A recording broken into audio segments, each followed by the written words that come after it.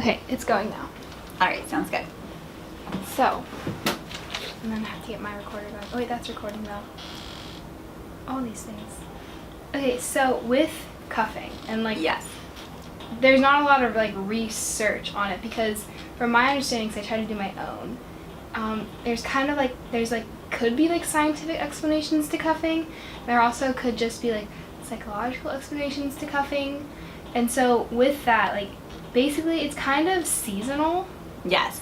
So like starting in from like October to February is like the winter months, like when it gets cooler. That's when people are starting to like settle down, I guess. Yeah. And if you look at it from like the scientific aspect, you know, in the winter, like we're moving less, we're eating more. I was like reading all these things. It's like our general like activity level just goes down compared to summer where it's so free, you're bouncing around, there's like parties everywhere, and then in winter like no one's doing as much. Yes. So like that could be maybe one reason like why people will go towards cuffing. Yeah, I don't know the scientific reasoning behind it, but it sounds like that it takes some energy to find somebody to make out with. And in the winter, you're lazier, so you don't feel like expending that energy. So you find your person that you're going to make out with for the entire winter months, because you're lazy. You still want your intimacy. You still want to enjoy some physical intimacy, but you don't feel like doing hard work and going out a lot to find somebody. That's what it sounds like to me. Yeah, and I was like with cuffing, it was kind of like is it really a thing? 'Cause like we're humans, like we don't have like a specific like mating season, right, like animals. So it's kind of weird how like during this time period, like we just see like an increase, kind of. I think. Well, I don't know that we have evidence that there's an increase, but definitely there's this idea. So I don't know. So I think we would have to look at. I was trying to think of how you would actually look at this. You would need a sample of college students and see if there is a spike in new relationships beginning, longer term relationships beginning, or a decline in casual sex or casual relationships during those months. So I don't have that kind of data. I don't even know. I mean, I know of some data that would have that, but it's really old data, so I don't trust it. It's from 2000, like the early 2000s. So I don't know of any data that looks like that, but we would basically need to run a study. And so I don't know that that's true, but definitely the idea is out there. Yeah, I was just like, it's kind of like a myth, because also, like I said, like maybe like with this season, since like there's maybe fewer opportunity to meet people because you know with the season, like it's kind of like the holiday season, like you're doing family stuff. Most people are in that's school. Logical. That makes sense. Like, and then in the summer, finals are coming. Yeah, there's not many parties. People, like I said. Yeah. So maybe. But are there really fewer parties in the winter? Or maybe people are just less inclined to go. Yeah, potentially, because you're just want to stick at home and Netflix and chill. Yeah. Well, that was the whole part of cuffing is. People basically say that cuffing is so you have someone to Netflix and chill with throughout the winter. Yes, exactly. And it's almost like a friends with benefits. It sounds to me like a friends with benefits, because I doubt with how reluctant college students are to call somebody their boyfriend and girlfriend, I doubt that they are going to call somebody their boyfriend and girlfriend by the end of this experience. So, sorry. You can answer it, it's fine. Okay, hold on a second. Hello? It's my husband. It's my cuff. Hey, I'm doing an interview, recording an interview right now. Okay, well, I'll have to call you back because she's recording it. Okay, all right, bye. Okay, I'll turn it off. All right. That's great. Okay, so basically I was saying that so the way that I'm thinking about this cuffing relationship is that there's still a casual component to it. It's not a committed relationship. I don't know how explicit people are being about this is for the winter months and then we'll see where we're at. But I don't think it is a committed kind of relationship. And I don't know how exclusive it is either. That's something I'm wondering. Like, it sounds to me more like talking. That talking phase where you're kind of talking, you're kissing, you might be having sex, but you haven't put a label on it. And so so that's why I said it reminds me of friends with benefits, or a more casual, undefined relationship. Yeah, and then like on the flip side, like other stuff I was reading, maybe more so like besides like the scientific reasons why we might go for cuffing. Also, just like since like the holiday seasons are coming up, and you know most people are on breaks from school, it's like a lot more alone time in a sense. Yeah. And also like there's maybe pressures because you always hear people coming back. It's like, oh, do you have a boyfriend or girlfriend like for the holidays?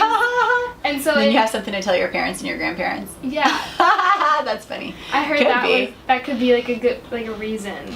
And then also like it's just like most people just want to be with someone, just in general, right? Maybe Christmas makes people more nostalgic, and like Valentine's Day and Thanksgiving, and people want to be with somebody during that time. Maybe. Yeah, it sounds like it's just like, I mean, because it's like a human need, correct? To have intimacy. Intimacy is totally a human need, and so what I'm thinking is that during the winter months, you are less likely to want to go out and meet people at bars and have hookups and walk back to someone's place and then walk to your place. So I'm just assuming that it's a way to have intimacy over the winter months, but have it take less effort, because they don't want to expend that energy and don't want to go out in the cold and want to hang out in their sweatpants and don't want to have to do those things during the winter. That's what I'm assuming. Yeah. I mean, that from like what I've looked at, that's kind of what it sounds like to me too. Because I feel like, do you think it's more, if you had to kind of pick between like the scientific reasons of like, you know, it's colder, blah, blah, blah, versus just like human reasons? Like, do you think it's like a mix of both, or do you think it leans more way than the other, like why people may like take part in cuffing season? I don't know. It's not, I wouldn't know the answer to that. I wouldn't be able to speculate about that. I mean, I do think you could do some interesting research to look at this. Like, is it more common in the north than it is in the south? Yeah. Right? So is hooking up more common among universities that are, or I guess is hooking up less common in the winter months in universities that are further north and further south? So I don't know. That's interesting to me. Now I'm so interested. I want to do more now. There could be some interesting research on this. Let's put it that way. Yeah. And then, do you think, like, cuffing is like a myth, though? It could be a myth. I don't know the answer to whether it's a myth or not, but it could be a myth. But I don't know the answer to that. Yeah, and there's just like because there's no research on it. Yeah, that's what I was gonna say. Like, is there like any research, or just like flat out like? Well, I looked at Google Scholar, which is my go-to place to look for things, which is where I found the ghosting article for you. Okay. And not a single thing came up. Okay. So when I looked at cuffing and romantic relationships, or cuff and romantic relationships, so I don't know. Okay. But it looks like to me that there's not much on it. Yeah. What I thought I could help you with more is thinking through what the benefits might be and the drawbacks might be. Yeah. Okay, so I could help you with that. That's what I thought I could help you with for the article. Yeah, no, I definitely like that. So, like having someone. Right. So we know there's some evidence that's mixed about hooking up relationships and casual sex. Some research says that it might be negative for your mental health. Other research says it shouldn't really matter. Other research says it could be beneficial for some other groups of people. So we don't have a lot of good data, or we don't have a good scientific consensus on whether casual sex is good or bad. But we do know that relationships are good for people, right? And especially if you're in a good relationship, you can get social support. So if you're not constantly trying to meet somebody and moving from person to person over the summer months, which would be assumed with this idea of cuffing, then when you meet somebody in the winter and you start consistently hanging out with that person and consistently being with one person, then they can provide you better social support, right? And you can go to them when you're having problems, and they'll know your history and they can give you support and help you with the stress of finals, for example. Another thing that we know is that relationship sex is better than casual sex, especially for women. So for women, lots of times casual sex, they are way more likely to have an orgasm in a relationship sex than in casual sex. And just to be overall more satisfied with their sexual relationship. So for women, it could actually be, for female students, it could actually be beneficial to them in terms of they could be having better, higher quality sex in a more consistent relationship than in a relationship that involves more short-term casual sex. And then with that, like, other, maybe like not even just, maybe it's probably like relationship needs, but just like human needs as well, like just satisfying those of like companionship and like. Yeah, exactly. And I was learning in class the other day, like, there was this study about monkeys, and they did the monkeys with like the wire moth. Yes, the attachment.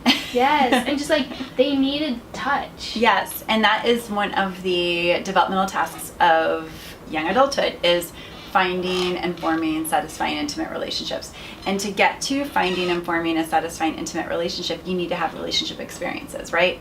And so if you are constantly having short-term relationships, then you're not really learning what you're looking for in a partner, what you want. Now, a lot of college students don't want a serious relationship, and that's okay. But that doesn't mean they don't want some kind of intimacy, right? So those can be benefits of, better social support, better intimacy, having somebody to share your life with, and having someone to have a more satisfying sexual experience with. Those can be benefits of moving into these cuffed relationships. Yeah. And then so like